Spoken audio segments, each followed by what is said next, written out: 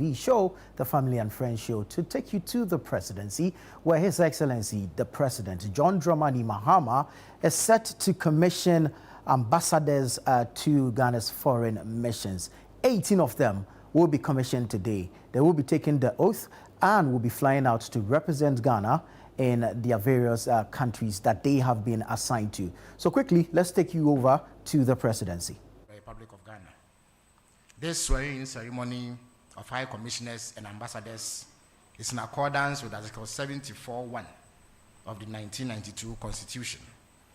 These distinguished individuals will represent our dear country, build bridges, foster relationships, and promote our country's interests with dedication and integrity across the globe.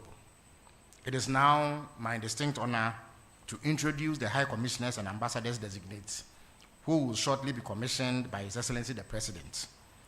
At the mention of your name and respective country of assignment, I kindly ask that you stand to be acknowledged.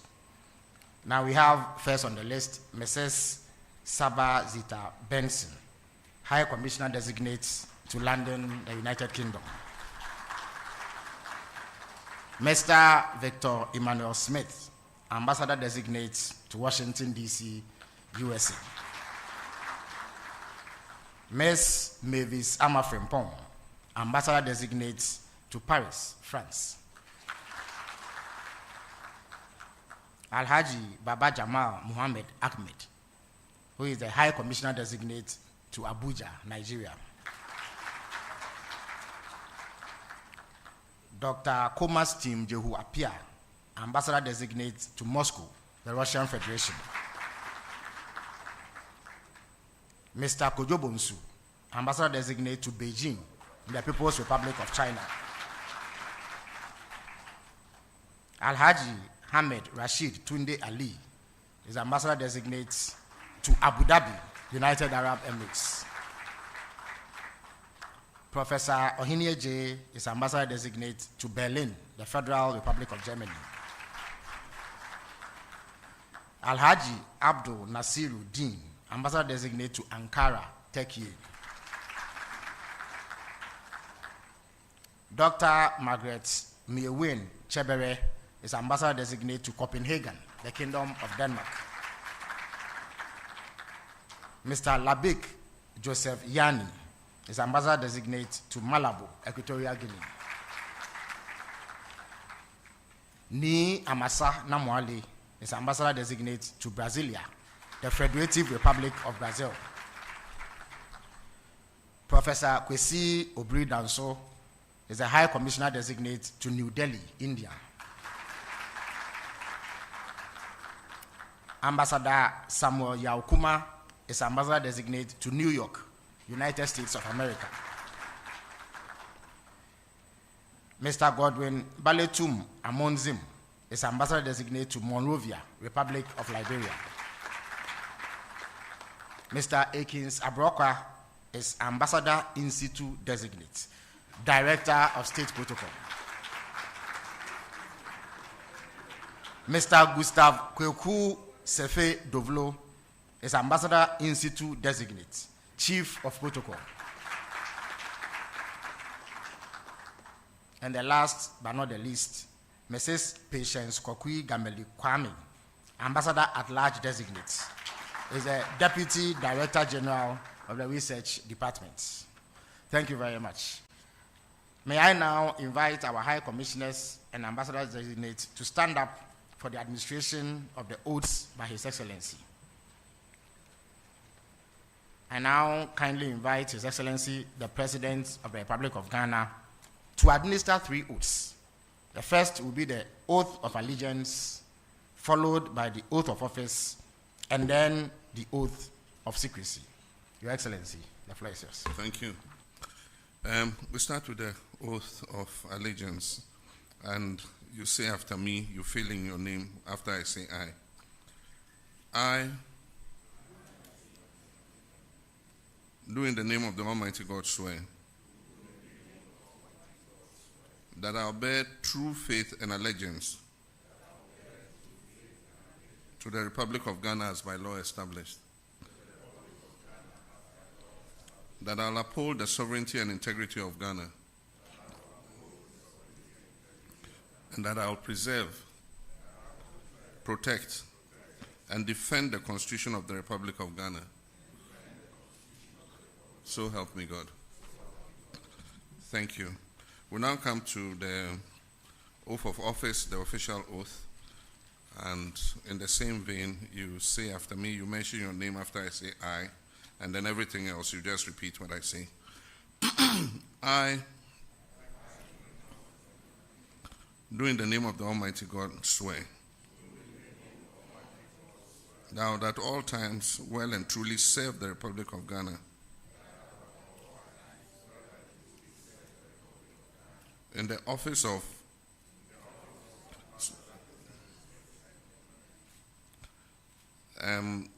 so you mentioned, if you're an ambassador, you say ambassador. So it's High Commissioner or Ambassador Extraordinary and Plenipotentiary.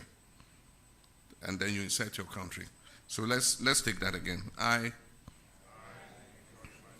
do in the name of the Almighty God swear that I will at all times well and truly serve the Republic of Ghana in the office of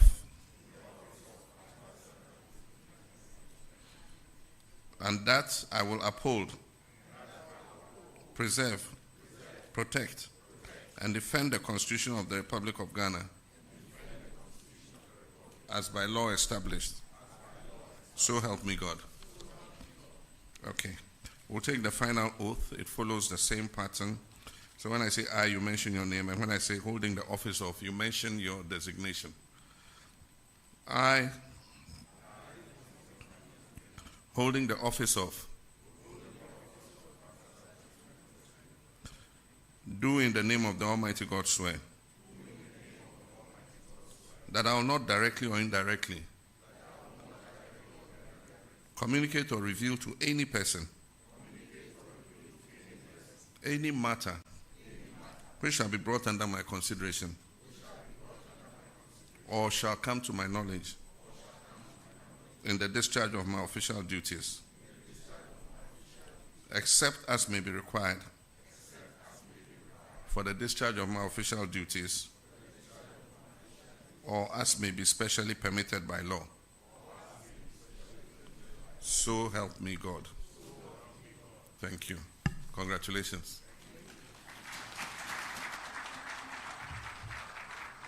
Thank you very much, Your Excellency. We will now proceed to the presentation of instruments of appointment. Now, please step forward to receive your instrument of appointment from His Excellency the President at the mention of your name. This will be followed by a photo session, and then each envoy will sign the oath book. So first on the list is Mrs. Saba Zita Benson, High Commissioner Designate to the United Kingdom.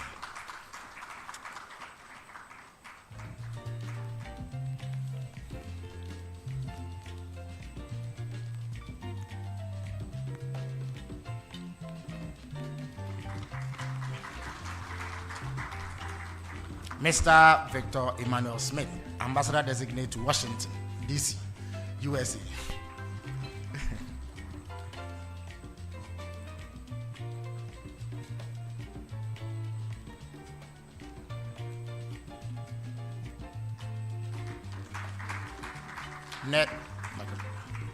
Next is Ms. Mavis Amafrimpong, Ambassador Designate to Paris, France.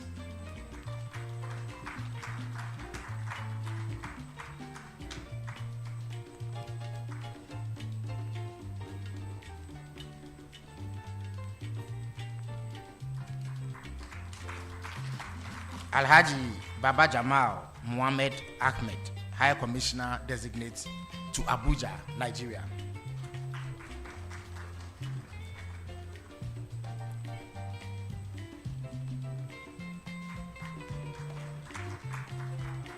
Dr. Kumar Steam Jehu Apia, Ambassador Designate to Moscow, the Russian Federation.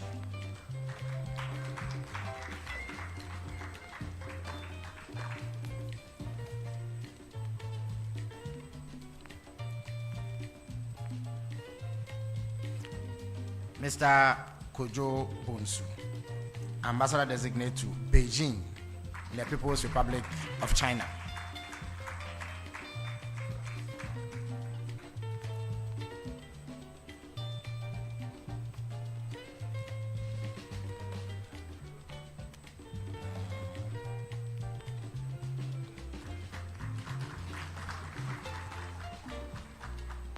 Alhaji Hamed Rashid Tunde Ali, Ambassador Designate to Abu Dhabi, the United Arab Emirates.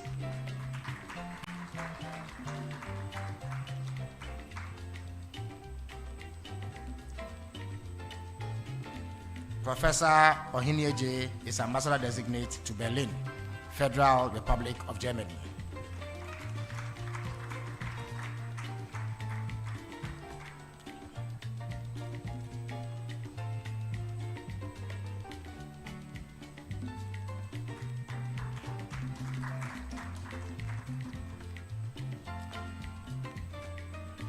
Alhaji Abdul Nasiruddin is Ambassador Designate to Ankara, Turkey.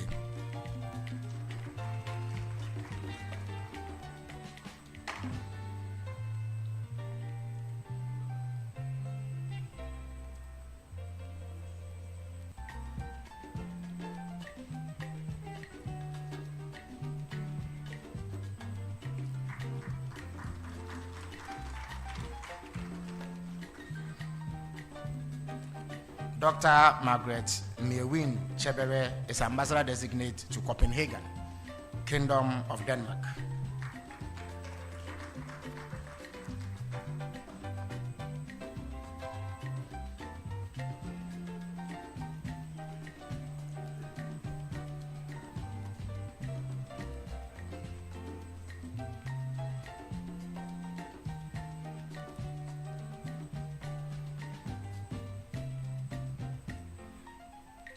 Mr. Labik Joseph Yani is Ambassador Designate to Malabo, Equatorial Guinea.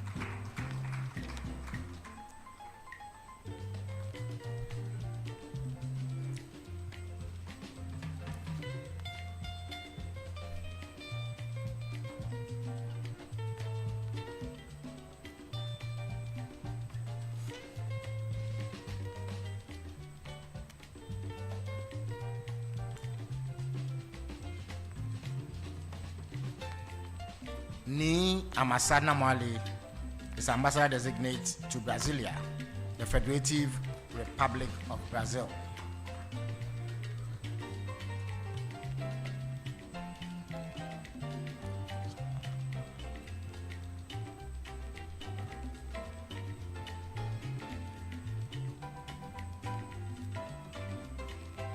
Permit me to now invite my former Vice Chancellor, Professor Kwesi Obridanso, who is Ambassador Designate to New Delhi, India.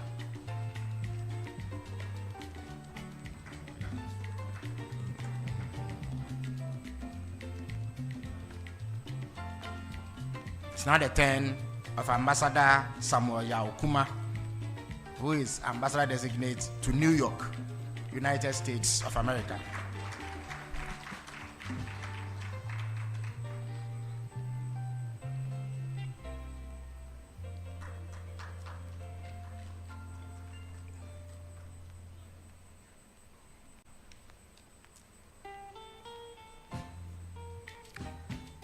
Mr. Godwin Baletum Amonzem is Ambassador Designate to Monrovia, Republic of Liberia.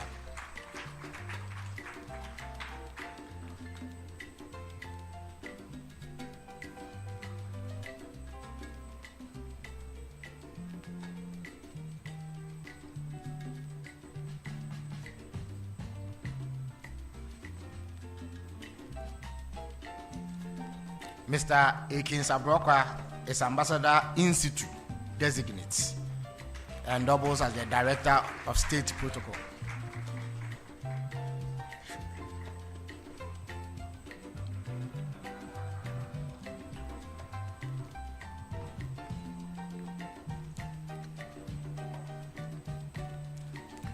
Mr. Gustav Kweku Sefedovlo, Ambassador in situ Designate, Chief of Protocol.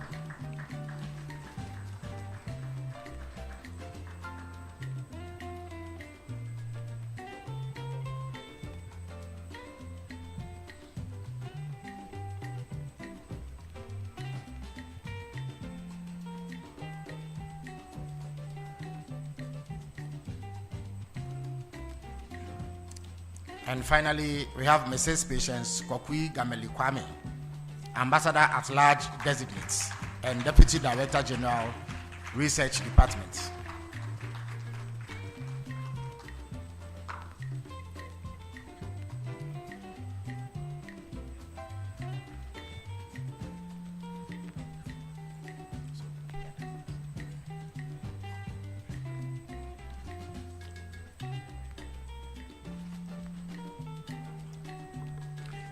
His Excellency will sign the oath book, but after our newly minted ambassadors are done appending their signatures to the book.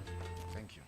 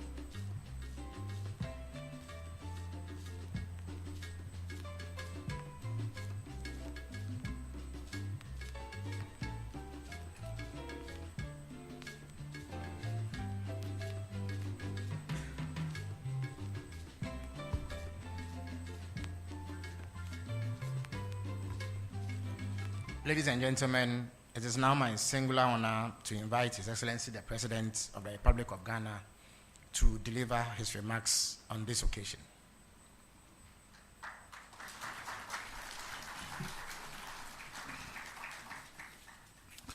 Thank you very much, senior government officials, His Eminence the National Chief Imam, newly sworn in High Commissioners and Ambassadors, family and friends.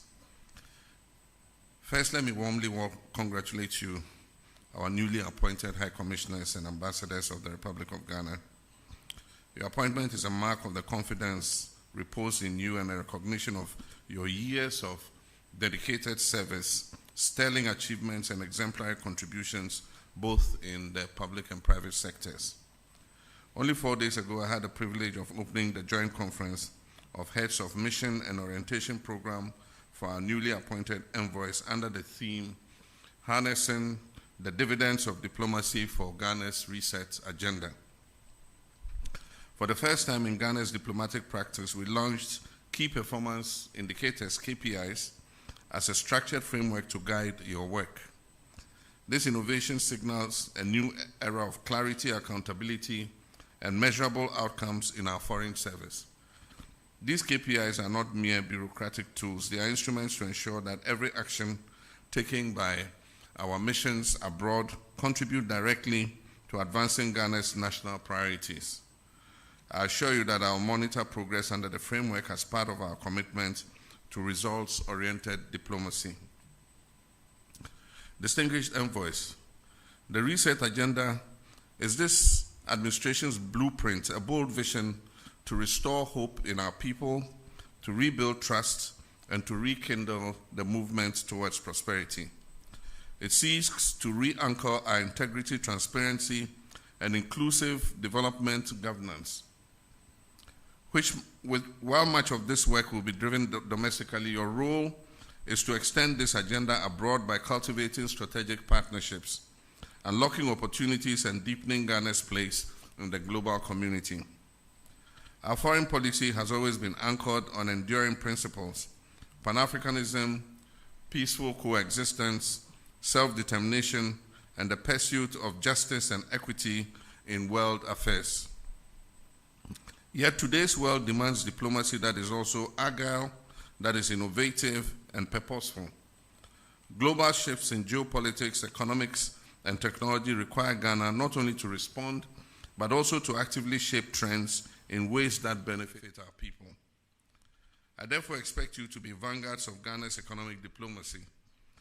Let your missions become dynamic hubs of export promotion, investment attraction, tourism marketing, innovative change, and diaspora mobilization.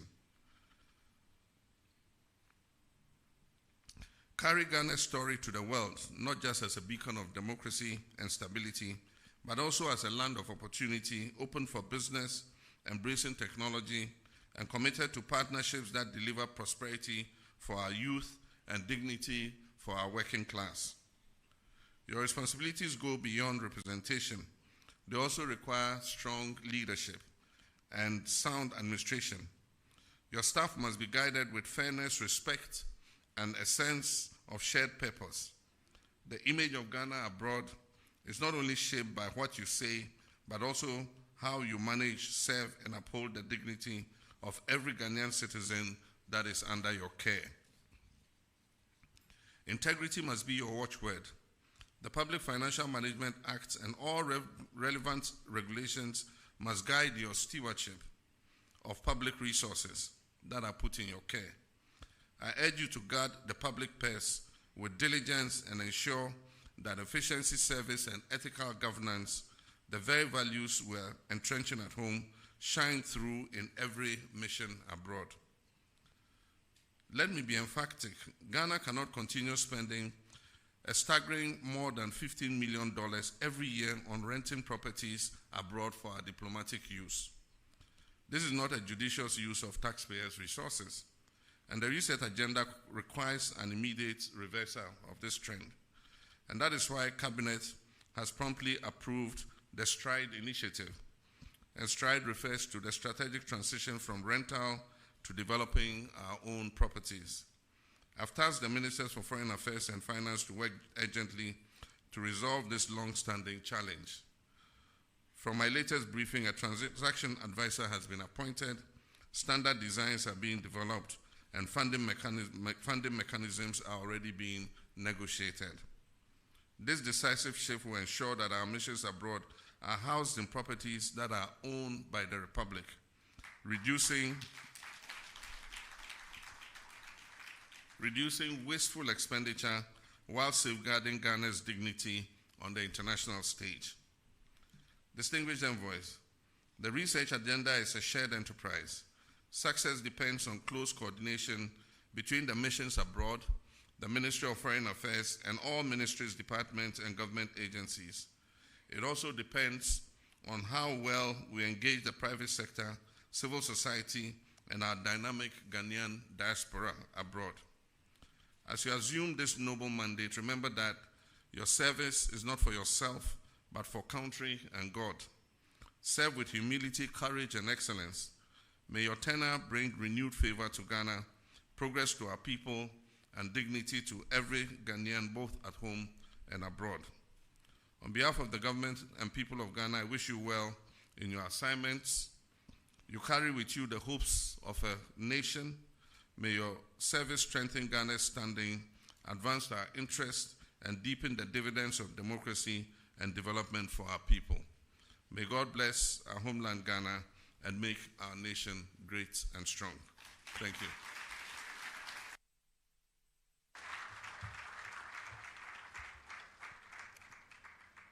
May I now invite Ambassador Victor Emmanuel Smith, Ambassador to Washington, D.C., USA, to respond on behalf of his colleagues.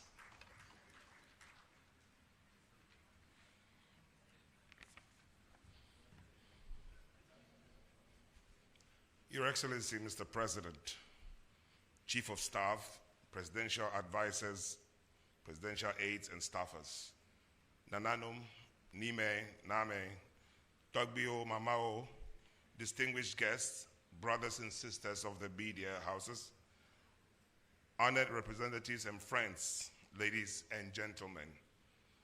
It is with profound gratitude, humility, and a sense of responsibility that I mount this rostrum to respond to His Excellency's remarks on behalf of my esteemed colleagues who have been nominated and appointed by our revered President, His Excellency John Dramani Mahama.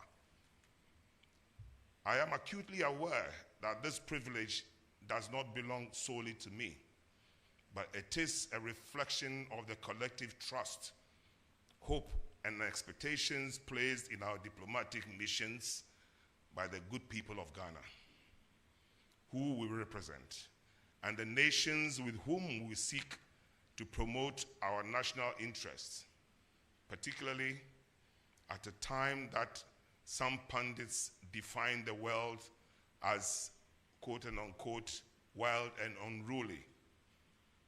Mr. President, distinguished ladies and gentlemen, we graciously accept the immense honor of serving. We are extremely grateful for the trust and confidence reposed in us, and sincerely acknowledge this responsibility with deep loyalty and duty. This ceremony is a moment not only of personal pride, but a moment for reaffirming our shared commitment to the ideals of diplomacy. A number of us commissioned here today were deep in the trenches with Their Excellencies, Mr. President and Madam Vice President, throughout the relentless campaign with an unwavering resolve to garner national support to be given a renewed mandate to rescue our nation from the abyss.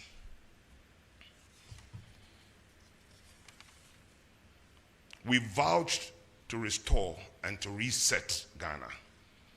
Distinguished ladies and gentlemen, we, the newly appointed ambassadors and high commissioners, pledge to His Excellency, Mr. President, that your efforts will make a difference and will not be in vain. We will persist through hell or high water to build on the sturdy foundation you have laid and are committed to deliver on the promises we made to the good people of Ghana. In this current geopolitical landscape, sound economic strategy is of crucial importance.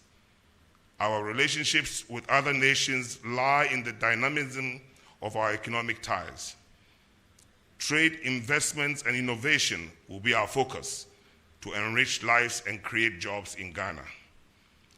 We will work to deepen these economic partnerships around the world to create strong and enduring economic alliances.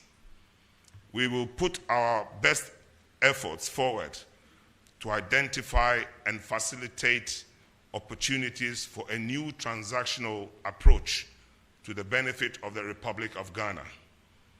Mr. President, we strongly believe in your vision and have the absolute confidence in your leadership. We assure you of our collective best efforts to implement principled actions in concert with your foresight. We will strive to nurture trust, not only by advocating for the interests, values, and traditions of our beloved Ghana, but will be equally respecting our hosts and partners. To my colleague ambassadors and high commissioners, and indeed all appointees in President Mahama's government, let us focus on our leader's vision and chart a course of selfless leadership wherever we may find ourselves. We cannot, and indeed we dare not, fail the good people of Ghana. Our guiding principle should always be Ghana first. May the good Lord sustain us all and bless us with long life and good health. Your Excellency, Mr. President, thank you once again for this extraordinary honor. Our families and friends are equally very grateful to you. May we always work together to build a promising and a peaceful future for generations to come. Amen.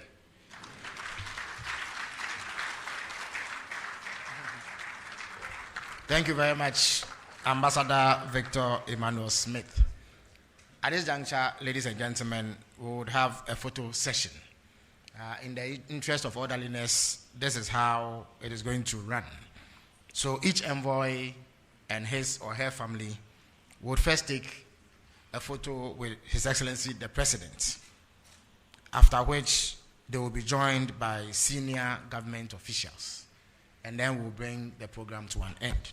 So in the same order that you received your instruments of appointment, I would invite you to participate in this photo session.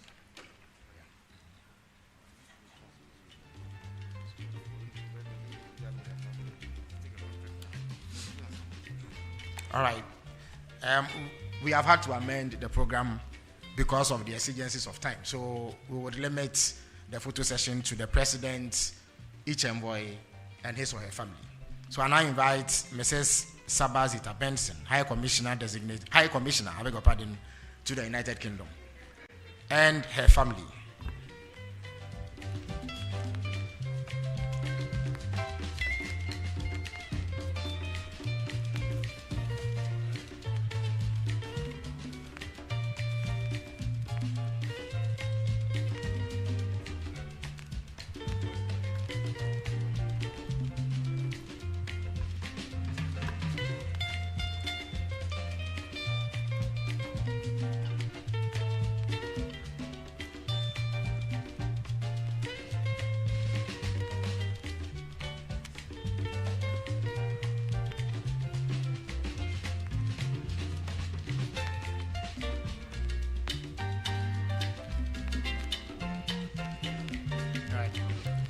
Ambassador Victor Smith and his family will now join the President for a photograph.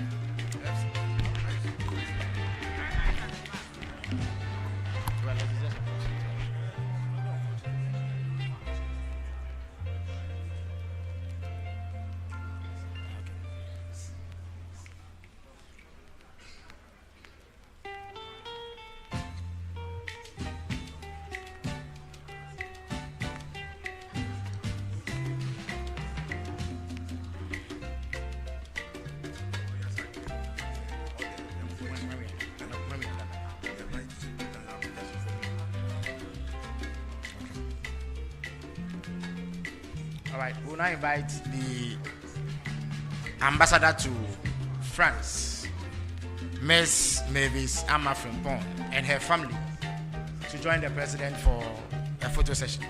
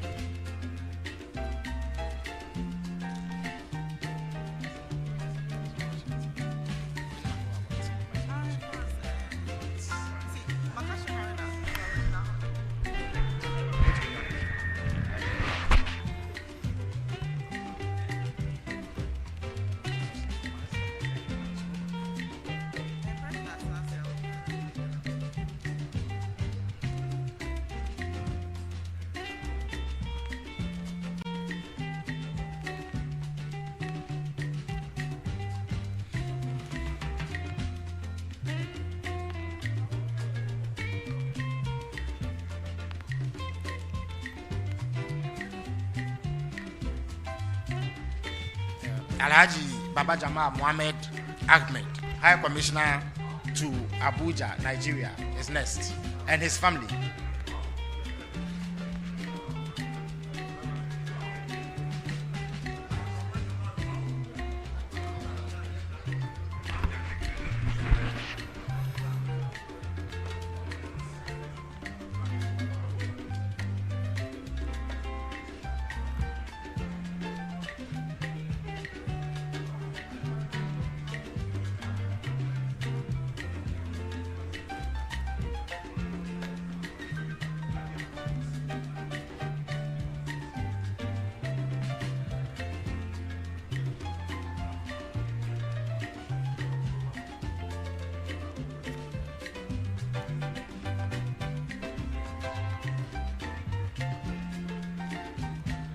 Dr.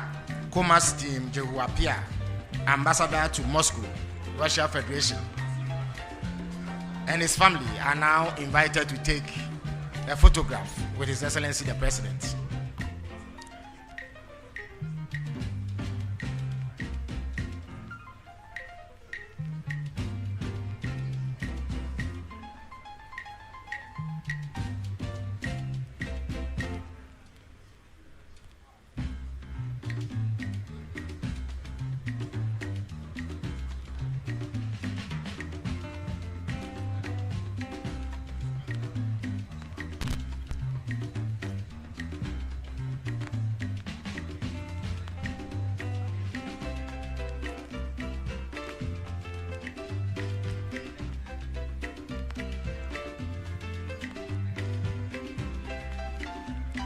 Ambassador Kojo Bonsu, who is ambassador to Beijing, the People's Republic of China, is next, together with his family.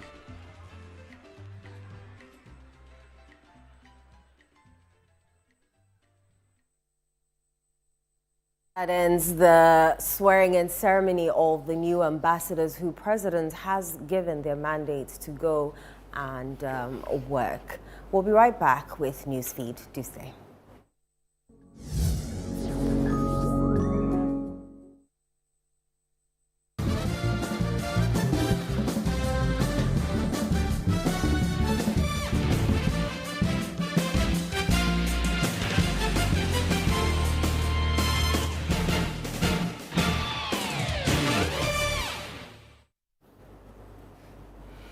Hello and you're welcome to Newsfeed on Channel 1 TV. I am Ino Safo. Coming up, a new patriotic party formally petitions IGP demanding immediate arrest of a vice chairman of the NDC, Chief Sofo Azoka, and two others who assaulted Alhaji Masaudu Osman during the Akwatia by-election Also coming up, more than 100 residents of the Karachi East municipality convicted by Dambai District Magistrate Court for violating sanitation bylaws.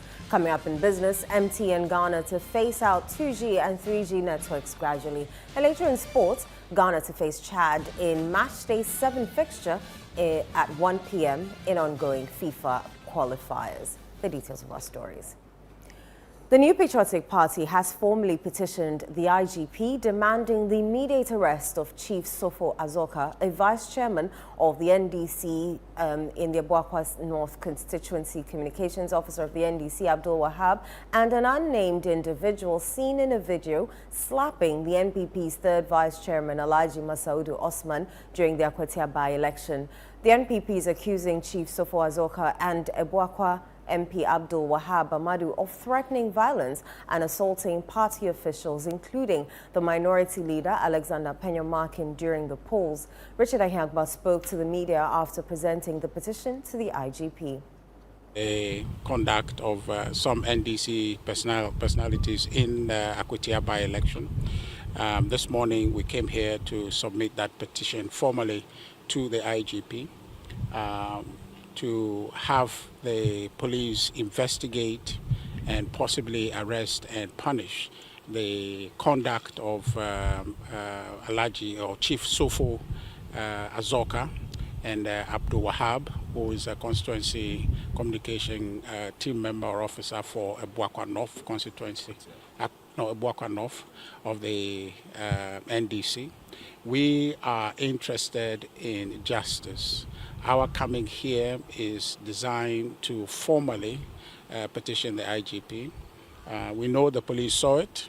The particular abuse of our third vice, Alhaji Usman Masaudu, was in the full glare of your cameras.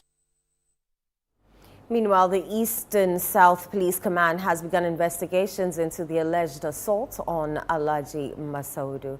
In more news, Deputy Minister for Communication, Digital Technology and Innovation, Mohammed Adam Sukbaru, has argued that the New Patriotic Party has no moral authority to petition the Inspector General of Police for the arrest of National Democratic Congress Vice Chairman Chief Sofo Azoka. While condemning the incident, Mr. Sukbaru insisted that the NPP was the least qualified to call for action given its own history of political-related violence. Yesterday, I saw the petition being petitioned by the National Executive of the opposition New Patriotic Party. Well, yes, it is good to petition, but you see, sometimes, that's why, when it was yesterday, they went silent.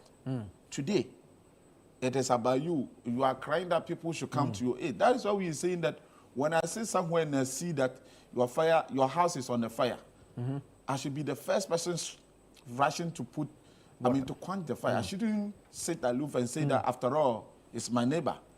It's my neighbor's house. It is not mine, so I don't care. Because yesterday they were in power, it was okay. They didn't care. They were assaulting members of NDC.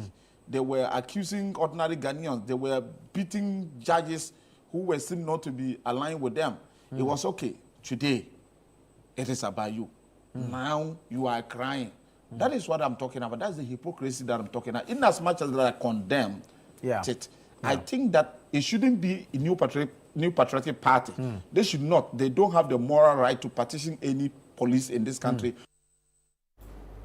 The New Patriotic Party has dismissed claims that its defeat in the Akwatia by-election reflects a decline in the party's popularity. In the by-election held on Tuesday, September 2, the NPP's Solomon Asimadu lost to Bernard Bediako Baidu of the governing National Democratic Congress. Speaking on Eyewitness News, the NPP's Deputy General Secretary Haruna Mohammed expressed surprise at the outcome of the polls, noting that the party had won several by-elections in previous years. I believe MP was also an MPP NDC seat. I can't talk about the others because I know Kumo certainly was an MPP seat, so I cannot speak for the other ones. But these were all by-elections that we had won in those particular years. So what would have been their position? So by-elections necessarily, if you check the history of our land, what the position they are taking does not align with the composition of by-election in Ghana. So you are saying that what we saw, it doesn't show that your party is unpopular? No, it doesn't show so. It doesn't. Yes, we lost. We were very confident. And I can tell you that I'm still even surprised of the results. More than 100 residents of the Karachi East municipality have been convicted by the Dambai District Magistrate Court for violating sanitation bylaws. The offences include indiscriminate dumping of refuse, poor sanitation practices and open defecation. The court imposed fines ranging from 600 to 800 cedis. Landlords without toilet facilities were also ordered to provide them within 3 months or face prosecution.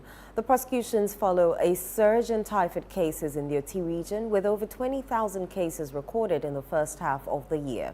Regional Environmental Health Prosecutor Patrick Cake Buffer says the move was necessary to safeguard public health. The accused persons, and over 100 accused persons, 7 accused persons have been prosecuted today. And then the fine was 50 penalty units, and the higher is 70 penalty units. The rest, those who do not have a toilet in their various houses, they were cautioned to go and build a toilet and report to the court later before their fine will be pronounced. This would deter the community or the people living in the environment to not, so that they will not practice in first open defecation, dumping of or practicing of a crude dumping. This all will stop or will prevent the spread of diseases such as cholera and the typhoid in the community.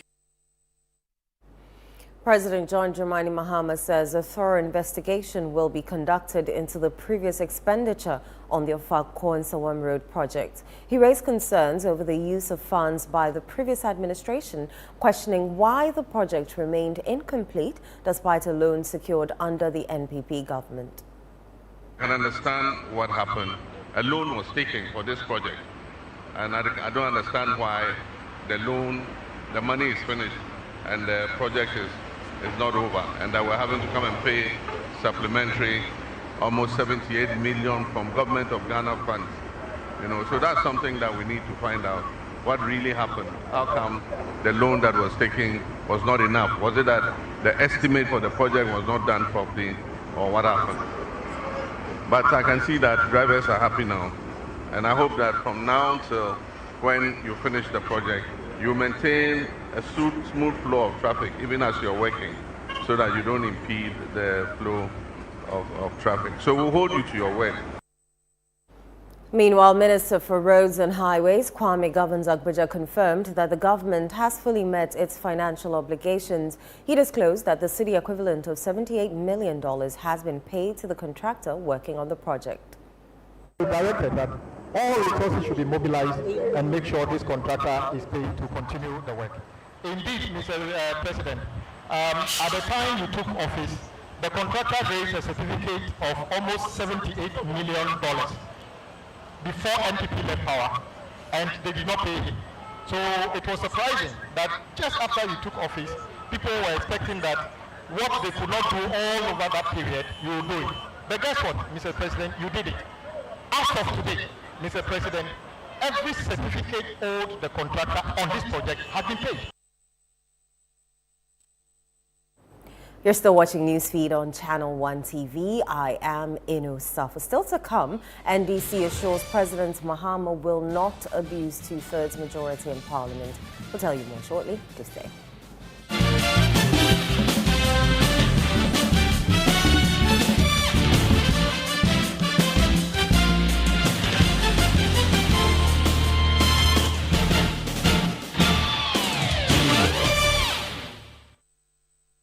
DSTV means choosing. Amazing acting. Face branding while streaming. Front row at the gaming and super fanning while on the going. Winning! Binging and blockbustering.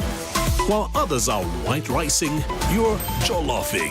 This looks so good. With something for everyone. Anything is possible when you're DSTVing. Start today with all sorts of packages to match your...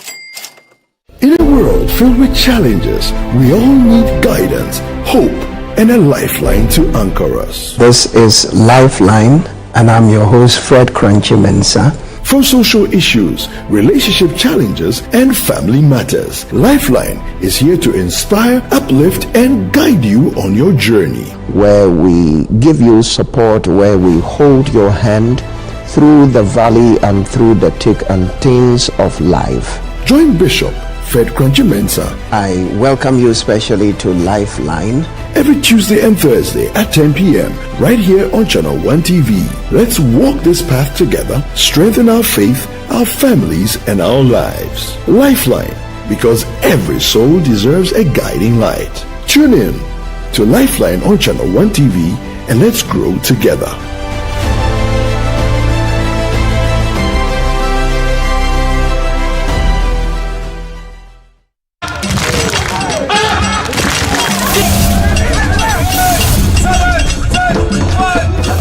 The City Business Olympics is back! It's all about team building, networking, and staying healthy.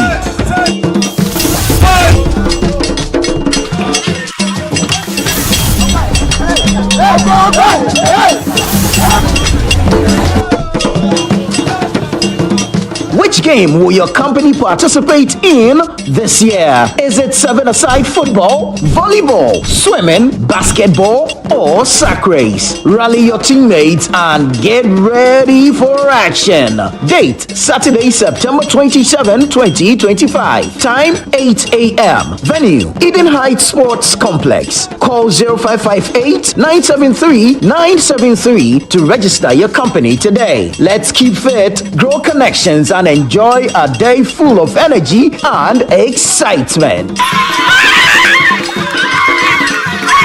It's powered by City FM with support from Channel 1 TV.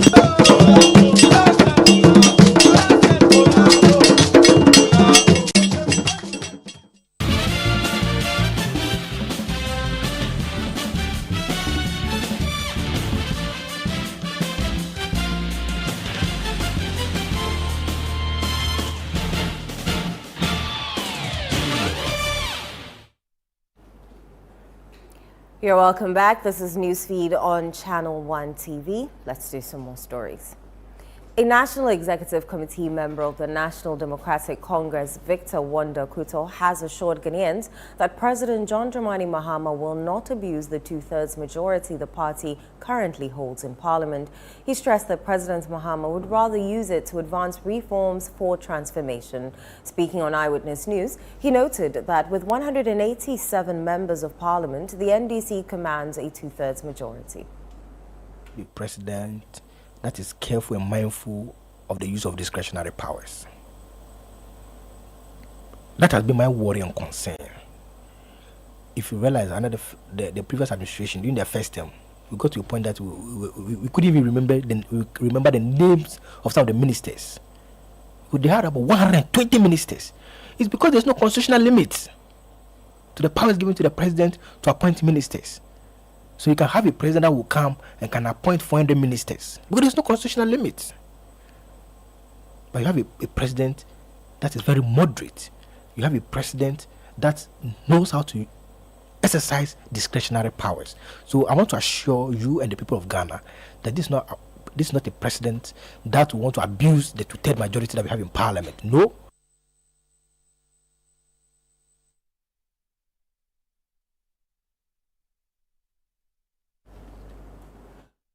Up next is business with Nashi Kasiza.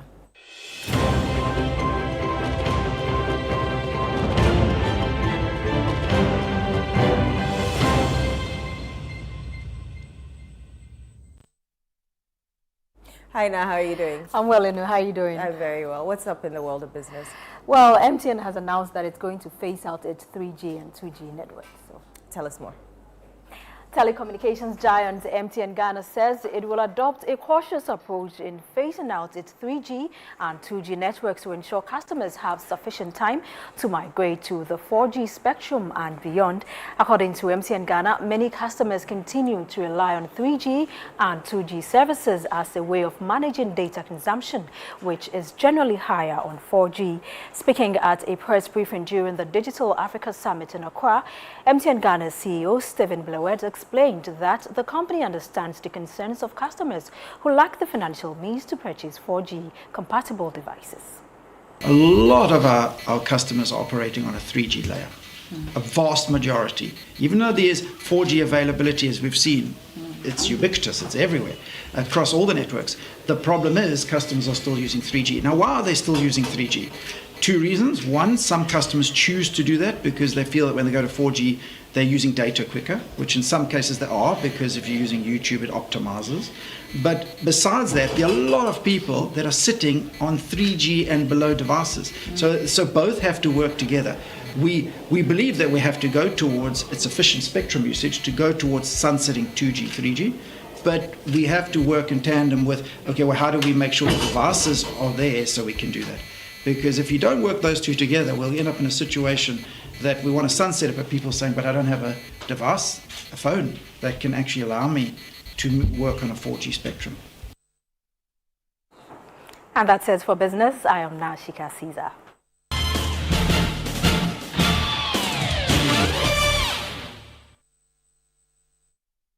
Up next is sports with me and Gabby Affair.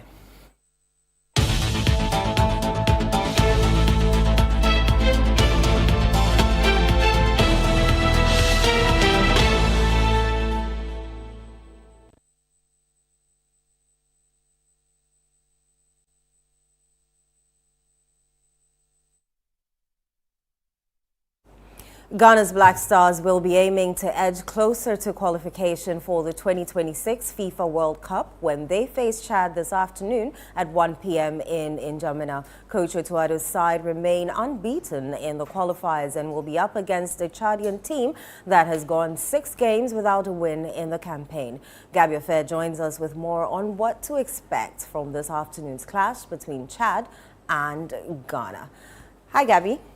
Hi, Are you excited about our game today? Yeah. It's match day. We have to get excited because we beat Chad in the reverse fixture by 5-0 at the Accra Sports Stadium. They are literally the whipping boys in Group I. They are yet to win a game, so I think we should all be excited. What can you tell us about our team? I know some of them have not reached camp yet. Yes, just 2 players. So Otuado would have to deal with 22 players. For today's game. Okay. So the 2 players are Alexander Jiku and also Joseph Paintel. For Jiku, he's moving to a new club, so you would have to give him that way to go through the processes. John Paintel failed to catch up with his flight, and so his arrival to join the squad in Accra delayed a bit. And so Otto would have to go on with without these 2 players for the game later. I mean, this afternoon at 1 p.m. But I don't think it would cause any major stir, or it would be of a huge dent to the team. I think that the squad, also the 22 players he's got to deal with, have huge talent. There's quality in that squad to go past Chad. Like I said, Chad is not that country that will give us that test. I think the biggest test is against Mali on Monday. When it comes to the rankings, on the part of the Chadians, they are ranked 179th. In the world and 79th in the CAF rankings. They've never been to the World Cup. They've never been to the AFCON. But I think that one thing that would be of huge, would be good for them today is that they are playing at their new stadium for the first time in 6 years. Otto has spoken about the playing surface. He says the surface is an AstroTurf.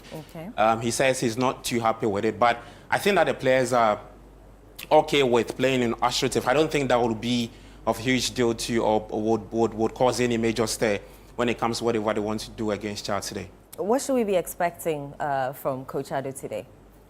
The lineup is already out. I think he's stuck with Benjamin Asari, who's played, this will be his 3rd game when it comes to the FIFA World Cup qualifiers. A lot of people are also forgetting that when it comes to the FIFA World Cup qualifiers, Otto is yet to lose. unlike the AFCON where he went 6 games without a win. But for the World Cup qualifiers, he's gone all 4 with a win. We've just lost 1 game against Comoros. That was under our former coach Chris Hughton. Yeah. And so it means that there's a good feel-good factor around the team, and I hope that they will continue with the very good trajectory they've been on, beating Chad again. Like I said in my initial submission, they've already beaten Chad, so they know the kind of opponent that they are going to meet. So I'm happy with the lineup I've seen. Jordan Ayew is starting his, leading the World Cup qualifiers with 4 goals for Ghana. And so Kudos is also in the lineup. Antoine Semenyo, who's been on a very good form for Bournemouth, is also in that lineup. I'm hoping that they would bring that form we've seen at club side to the national team. That I mean, we can see that they're performing, so that it would be of good deal for the Black Stars. All right, let's talk about our opponents, Chad. You mentioned that they're 110? Yeah, 179. Okay. Yeah. Well, you know, take us through their rankings. Yeah, and all so of that. that's it. 175th in the world. Africa is 49th. They've played 6 games in the 2026 World Cup qualifiers, lost all 6. And like I said in my initial submission, they've never qualified. Never qualified for the World Cup. This man should be the man we should be looking out for, Raoul Savoy. He was with Central African Republic. Central African Republic are in our group as well. Remember, we beat them 4-3 in Kumasi. Yes. So he is that feel-good factor the Chadians would have, and also maybe their new stadium. He's already complained about that loss when he was manager for Central African Republic, that he was not too happy with Ghana's win against Central African Republic. So I'm hoping that it would be of a good deal for the Chadians. He was sacked in 2024, right? But the Chadians thought that he's a good man to lead them in the World Cup qualifiers. Okay. The Chadian president has given supporters 500 free tickets to go to the stadium and go cause a hostile atmosphere for the Black Stars. I saw some pictures and videos of the fans already at the stadium. So I think it should be a good game. But I'm confident that the Black Stars will run away with all 3 points. If we do not win, does this mess up our chances in any way? If we do not win, I think, yes, it kind of complicates things for us a bit, because Comoros will be playing Mali later today at 4 or 7, I believe. So I think we have to beat Chad just to make sure that test against Mali, I know it will be difficult, but I think playing at home would also serve us good. So if you're able to beat Chad today, it means that our chances of qualifying is very good. Commentary will be live on 97.3 yes, City at 12:30 FM at 12:30 p.m. Right, so you should join. Gabby, thank you very much. You should join the sports team. 97.3 City FM is the dial to tune into for the live coverage of Ghana versus Chad. Well, that's all for Newsfeed. I am Eno Safo. Many thanks for watching.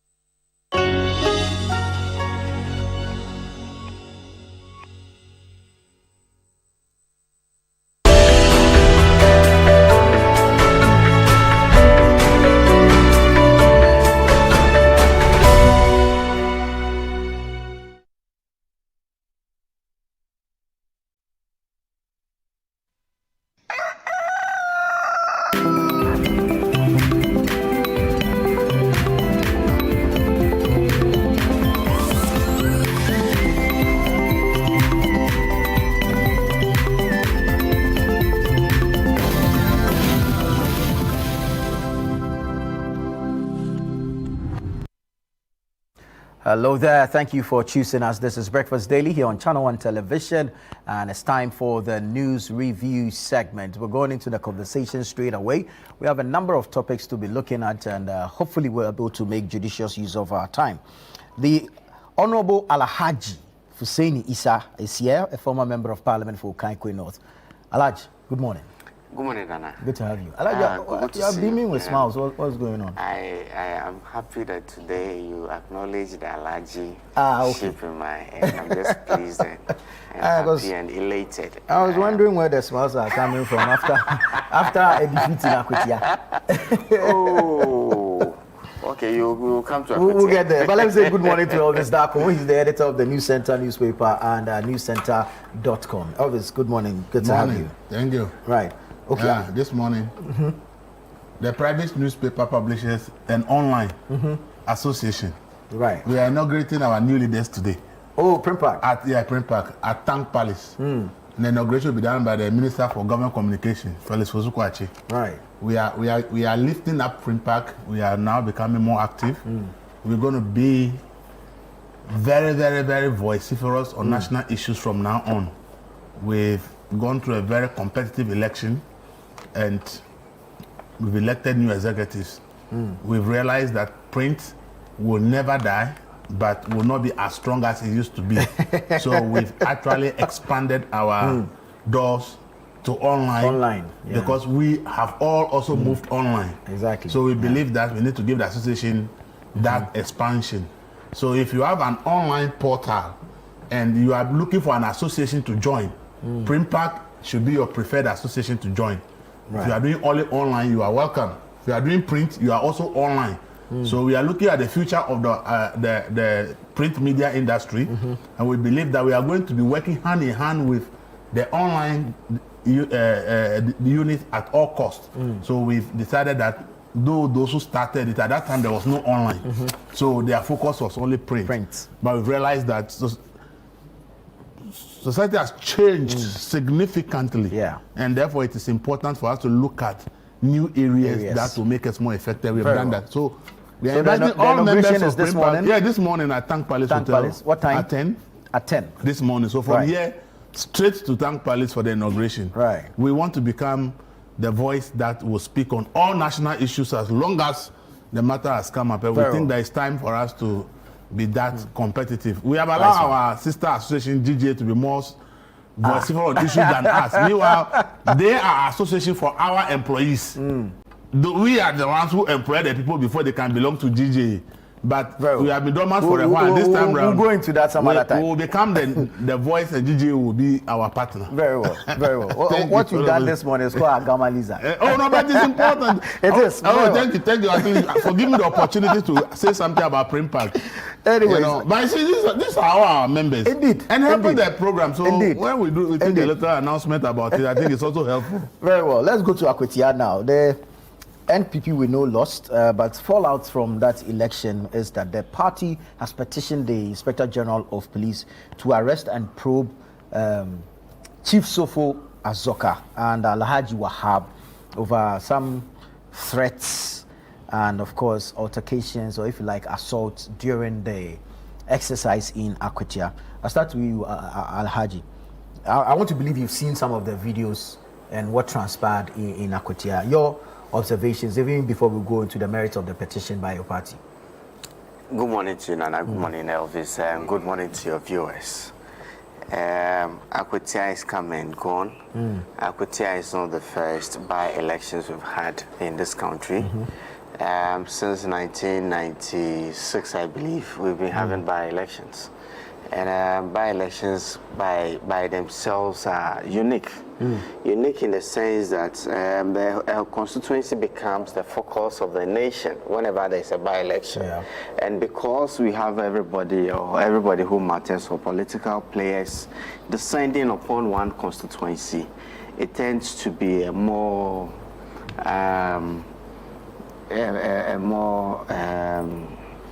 sort of tense situation, or volatile, I should say.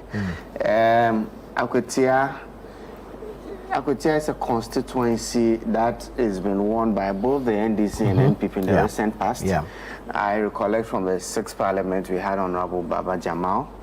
And then we Amase took the seat. And then there's a NDC. Henry Bwachiyadom.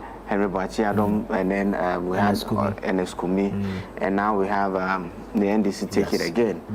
So it is not out of. I mean, it is not surprising that the NDC can also win Akwetia just as the NPP wins Akwetia.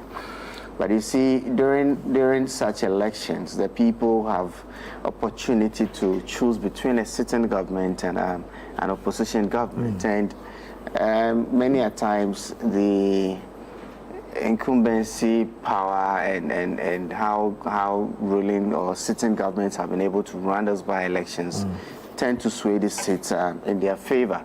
But that is not to say that the opposition party is dead or was weaker. Or I mean, it's natural because I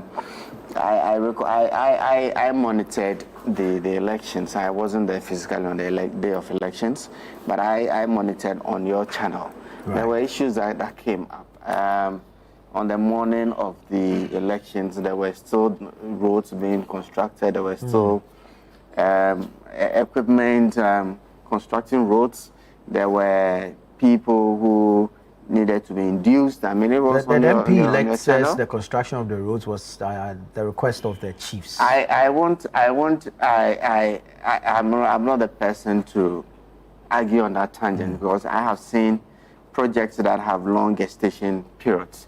And so within this period, all they need is to resuscitate even existing projects. And so for me, I've seen it before. I've been there, I've seen it before. So it's not something that I'm going to argue about. But I mean, the fact that they had waited until the by-elections to actually go back is also a point. And it reoccurs. I mean, something that reoccurs. So it's not. But you see, then again, notwithstanding the volatility of such events, I would expect that the political players will also recognize how they have to hold themselves. I mean, I monitored extensively what transpired on your network, and the very sad or the lowest event is what we saw between the NDC Vice Chair, Sofo Azoka, they call him, and our third National Vice Chairman, Chairman Masood. I think that it was very, very unnecessary. I think that the police shouldn't have even waited for us to write to them or call upon them to act.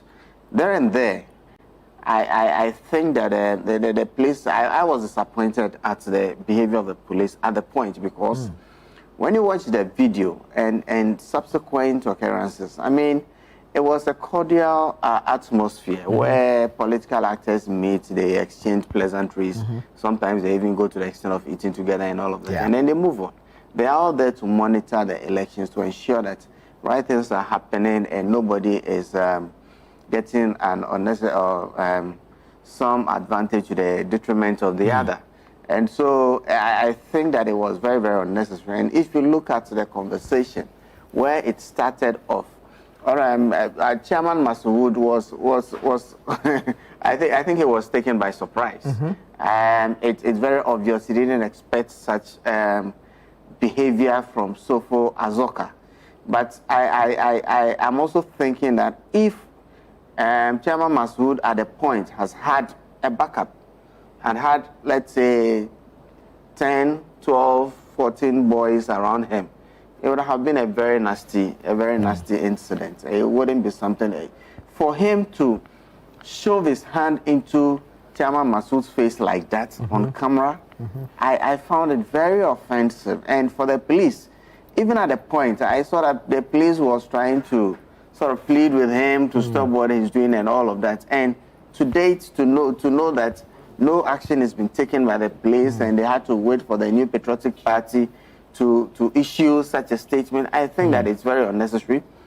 The gentleman who actually slapped or hit Chairman Masood, I don't know. This is assault. I mean, and it's on in full glare of the public.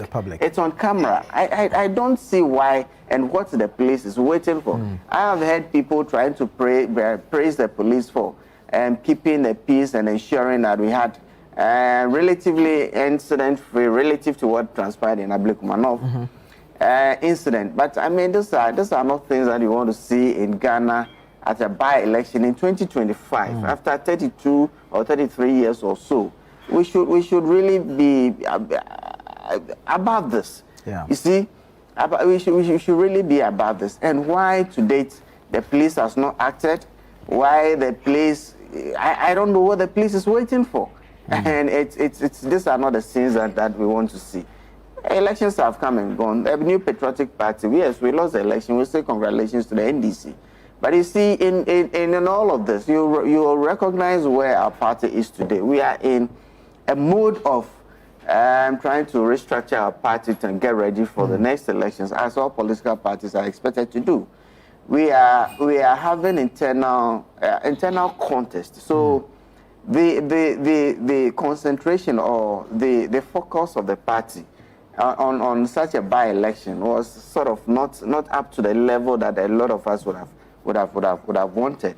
But that there wasn't enough involvement from the party hierarchy? Or? You realize that because of the internal contest, there were the key members. There was some showed up in Akwatia, but obviously, even when they showed up, because of where we are as a party, there were factions. If one presidential hopeful goes there, he is going to be followed by people who are aligned to him.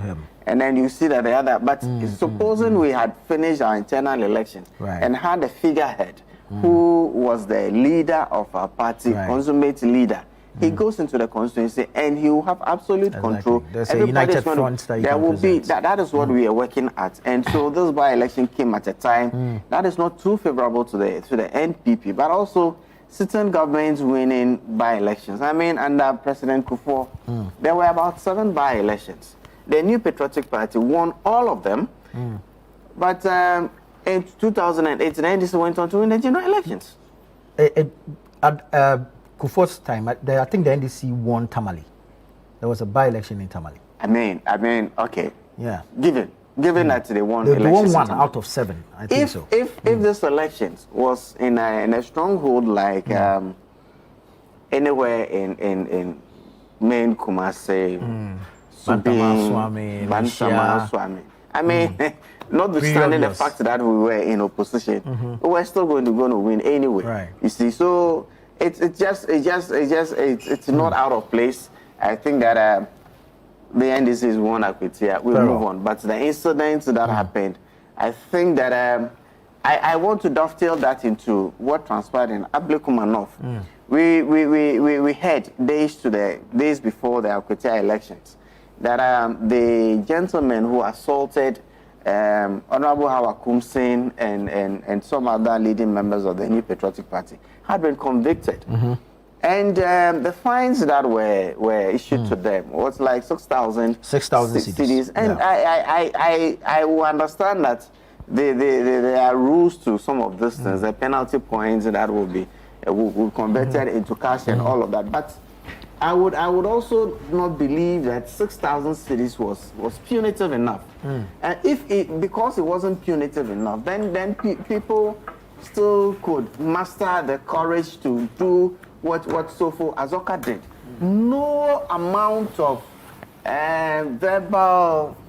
verbal exchanges should actually put a vice chairman of a national party like the National Democratic Congress to do this in public. I mean, no amount of verbal exchanges. I mean, I really can't see what should push him to behave like this in public. Right. If the courts had issued very punitive penalties, I am sure that people will be more careful in what they do in elections like this. Very well. Laji, thank you. So we're still discussing the issue of Akwatia and the fallout from the by-election. Let me say good morning to the Honorable Mohammed Adam Suparu, Deputy Minister for Communications, Digital Technology and Innovation. Honorable, welcome. Fine, thank you, my brother. It's been a while. Well, I think we haven't met since the appointment came, so congratulations are in order. Thank you very much. I thought we've met. No, we haven't since the swearing-in. Okay. Thank you. Congratulations, and thank you for joining us. But let me quickly go to Elvis on the petition from the NPP to the IGP demanding or requesting the arrest of Chief Azoka and Alhaji Wahab. Well, thank you for the opportunity. I think I said it here Monday. I said it here Tuesday. That police have advised themselves in this country that if things are happening, it involves people whose government is in power. they will also advise themselves to be careful. And I've said it, and it just demonstrated in this particular incident. Yeah. Look at the number of police people around when the incident happened. Just look at the video again. Yeah. And look at the number of police people who are there. So I said that you can deploy 1 million policemen.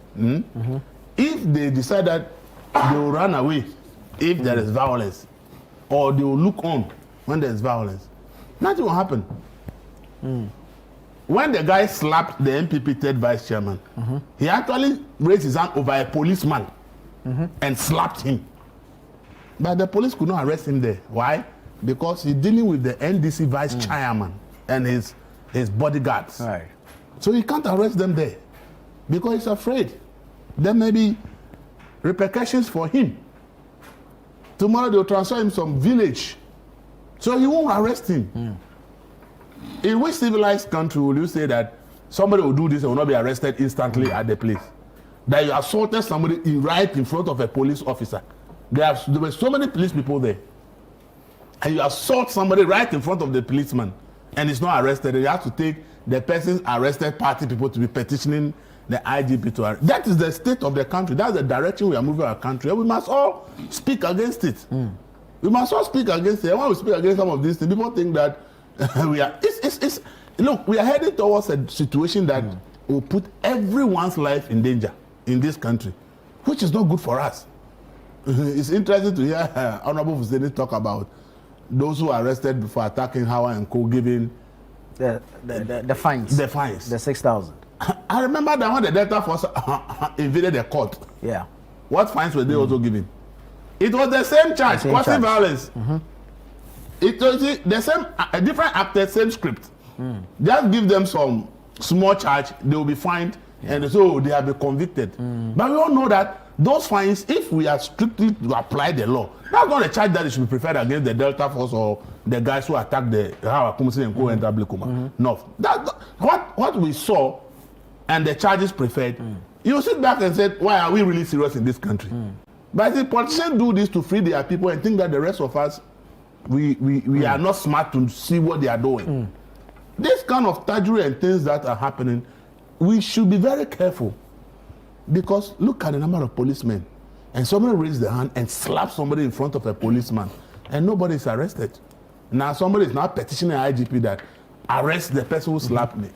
That's what I told you, that the way politicians have found a way of penalizing police people, when incidents involving politicians, especially when they are parties in power and police take action against them, they find ways to the back door to penalize these police officers who deal with them. So the police too have realized that after all, if this incident is over, then they should move on. Abdulmanoff is over, right? Yeah. Are we not moving on? This one is what we will move on. So why should the policeman go and sacrifice his job trying to make sure that the law works, and tomorrow somebody behind the door goes and makes sure that, hey, this person did this against this senior party official. Yeah. Make sure that you punish him by transferring him to some very remote area where there's no police where post. Where there may not even be a police post, and say you should go and work there. So the police have advised themselves, and until, as ACP Agoso has said, if we don't transform the police by changing how the police council is constituted to make sure that they are not under the grips of politicians, police will continue to behave this way and run away from people who commit offense, but they are parties in power. They will continue to run away from them because the police council oversees the entire police service. The police council, the chair of the council is the vice president of the country. Yeah. The people who are appointed in the police council, many of them are appointed by the president. They are party people. So if you go and do something against somebody, the person decides to punish you, the person will punish you through back door, and there's nothing you can do about it. Do you understand it? So let's listen to when voice of reason is speaking. Like, I hope the Constitutional Commission, I read somewhere that they said their report is ready. I hope the arguments made by people, including ACP Agoso at the time, that if you think the police can work, you are deceiving yourself. Because by the structure of the police service, they are under full control of politicians. Irrespective of which government is in power, the police are under the full control of politicians. And therefore, when incidents involve known politicians, it's difficult for the police to act. And that is what we have seen here. That is what we've seen in Ablekumano. That's what we saw when Delta Force happened. In several other incidents, it keeps happening. And the script is the same. The actors are different, but they will come to the same conclusion. So you see, there's no serious jurisdiction, as I said, that somebody slaps somebody in front of a policeman, and then the person is not arrested. And he has to take a petition to the IGP asking that somebody should. He said, with this petition, I'm telling you, Azoka will never. He's the vice chairman of the NDC. Nobody is going to arrest him. That guy who was slapped the person, nobody will arrest him because